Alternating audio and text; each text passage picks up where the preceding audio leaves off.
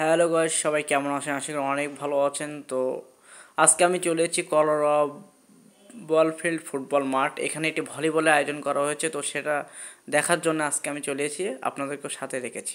তো একটু পরেই খেলার আয়োজন হবে, তো তার মধ্যে আমি একটা ভিডিওটা করলাম, জাস্ট আমার একটা ভিডিও হয়ে গেল।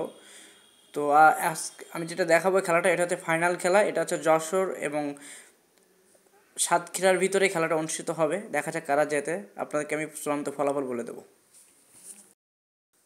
তো আপনারা খেলা দেখতে থাকেন, খেলাটা আমিও দেখছি, আপনারা দেখেন। এটা অনেক সুন্দর খেলা, জাস্ট ফাইনাল খেলা বলে একটা কথা, টান টান একটা উত্তেজনা।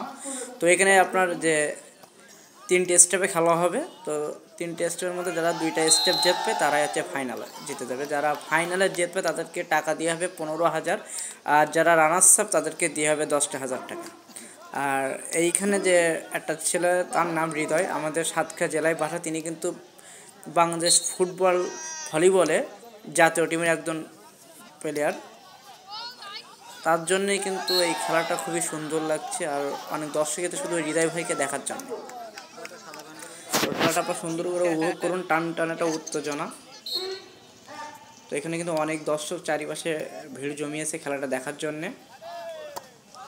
তো নাইট টুর্নামেন্ট খেলা, তো যার জন্য কিন্তু দর্শকও প্রচুর আছে এবং পর্যাপ্ত লাইটের ব্যবস্থা চারদিকে রয়েছে। খেলাটা দেখছেন আপনি, বহুত দর্শক কিন্তু আশেপাশে রয়েছে।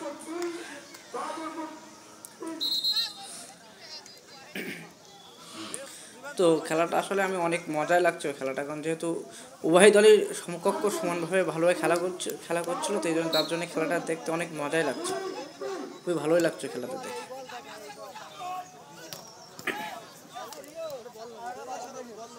অনেক সুন্দর একটা খেলা আজকে আমি আপনাদেরকে উপহার দিলাম আমার ভিডিওর মাধ্যমে, সেটা আপনারা দেখেন।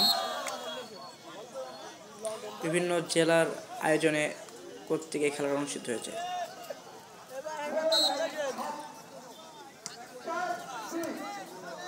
এখানে দেখতে পাচ্ছেন অনেকগুলো দর্শক চলে আছে। আর ওই যে স্টেজ দেখছেন, এটা হচ্ছে অতিথি বিন্দুদের জন্য, যেখানে টিউনো সাহেব ছিলেন উপস্থিত। টিউনো সাহেবের হাত থেকে পুরস্কারটা, যারা পুরস্কৃত হবেন, বিজয়ী হবেন, তাদেরকে দেওয়া হবে পুরস্কারটা টিউনো সাহেবের হাত থেকে।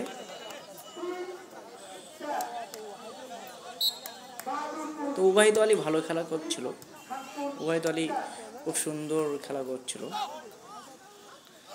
তো গাইস দেখুন কেমন লাগে খেলাটা।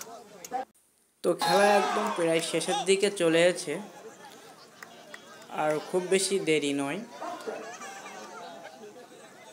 তো যে কোনো খেলা কিন্তু শেষ মুহূর্তে সবচেয়ে সুন্দর লাগে খেলাটা দেখতে, কারণ ওই সময়ই কিন্তু একটা খেলার টার্নিং পয়েন্ট।